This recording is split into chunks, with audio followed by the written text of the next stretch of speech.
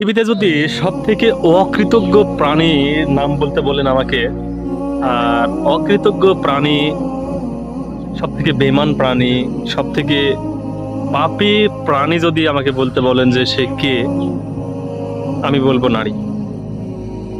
নারীর মতো অকৃতজ্ঞ প্রাণী পৃথিবীতে আর দুটি নেই আপনার। আর পৃথিবীতে যদি আরেকটি বস্তু বলতে বলেন যে সব থেকে অবহেলিত প্রাণীকে,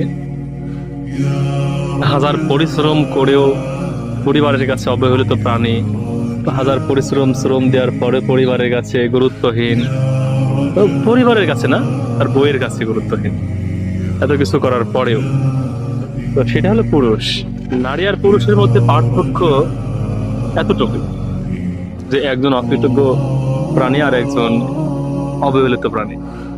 কেন অবহেলিত প্রাণী আর অকৃতজ্ঞ প্রাণী বলছি ওকে নারীদেরকে? যে একজন পুরুষ পরিবারের জন্য কত কিছু ত্যাগ করে, পরিবারের ভালোবাসা ত্যাগ করে, পরিবারকে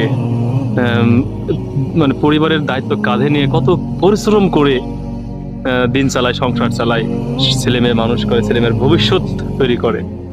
অথচ ঈদ আসলেই বোঝা যায় তাদের আসল চরিত্র। পকেটে পুরুষের টাকা থাকুক বা না থাকুক, সারা বছর কষ্ট করে করে যদি একটু কম দামের থ্রি পিস, যদি একটু কম দামের জুতা, কম দামের পোশাক যদি একটু হয়ে যায়, তো তোমার সংসারে কখনো সুখ পেলাম না, তোমার সংসারে কখনো শান্তি পেলাম না, তুমি আমাকে কি দিয়েছো? এইগুলো নারীর মুখের কথা, মুখের বৈশিষ্ট্য।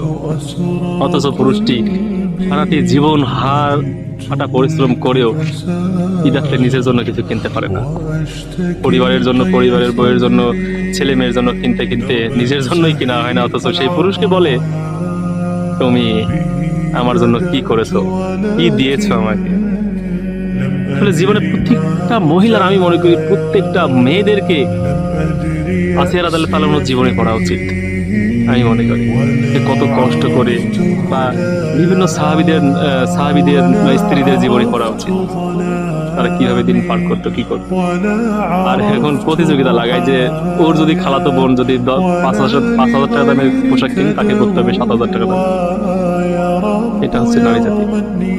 আসলে নারীদেরকে আমি, সবাই নারী এক না, সবাই এরকম না, তবে যদি মেজরিটি পার্সেন্ট আপনি ধরতে চান, 51% যদি হয়, তবে সেটা পুরো জাতিকেই বলা চলে। সেখানে প্রায় 80, প্রায় 90, 95% নারী এরকম। ঈদ আসলে তাদের আসল চরিত্র, আসল চেহারা বেরিয়ে যায়। হয়তো আমার কথায় অনেকে কষ্ট পাবেন, অনেকে দ্বিমত পোষণ করতে পারেন, করেন, তারপর সমস্যা, আমি আমার মতামত জানালাম আর কি। আর ঈদ আসলে অনেক কাহিনী দেখতেই পাবেন।